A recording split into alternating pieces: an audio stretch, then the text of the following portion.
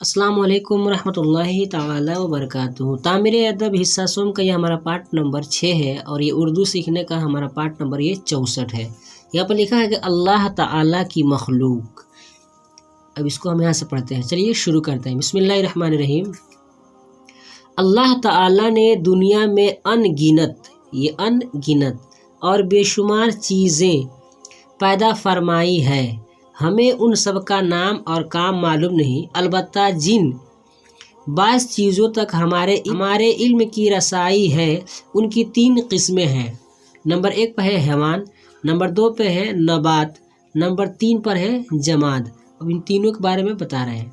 हैवान उस मखलूक को कहते हैं जिसमें जान होती है और उसको जब जी चाहे चल फिर सकती है, जैसे घोड़ा, ऊँट, खच्चर, गधा, हाथी, शेर, चीता, भेड़िया, बैल, गाय, भैंस, बंदर, बिल्ली, चूहा, सांप, खजूरा, तोता, मैना, कबूतर, हुदहुद, मछली, केकड़ा, कछुआ, चींटी, मक्खी, मच्छर वगैरह।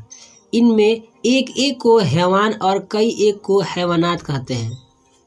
इंसान और जिन्नात में भी हैवान होते हैं, लेकिन चूंकि अल्लाह ताला ने इन दोनों यानी जो दोनों मखलूक को दीगर हैवानात पर यानी जो दीगर हैवानात हैं पर फजीलत दी है, इसलिए अपनी बोल चाल में उनके लिए हैवान का लफ्ज़ नहीं बोला जाता। नबात उस मखलूक को कहते हैं जो ज़मीन से उगती है, अपने आप एक जगह से दूसरी जगह आ जा नहीं सकती, मगर अपनी जगह पर रहकर बढ़ती और फैलती है, जैसे आम, जामुन, इमली, नीम, बरगद वगैरह के पौधे, और ककड़ी, खीरा, खरबूजा, तरबूजा, कोहड़ा, सरपीता, नेनुआ, लौकी वगैरह।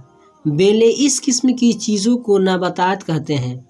जमाद उस मखलूक को कहते हैं जिसमें न तो जान होती है, न ज़मीन से उगती है, न दरख्तों की तरह बढ़ती है, जैसे मिट्टी, आग, हवा, कंकड़, पत्थर, लोहा, सोना, चांदी, तांबा, नमक वगैरह। इस किस्म की चीज़ों को जमादात कहते हैं।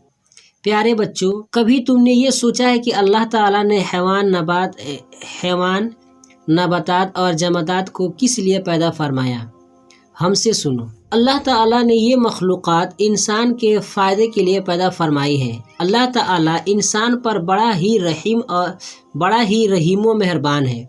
उसने ज़मीन का फ़र्श बिछाया ताकि इंसान उस पर रहे, सहे, चले फिरे, उस पर खेती करे। अल्लाह पाक ने ज़मीन व आसमान के दरमियान हवाओं का समंदर रखा ताकि इंसान उसमें सांस लेकर तरोताज़ा रहे।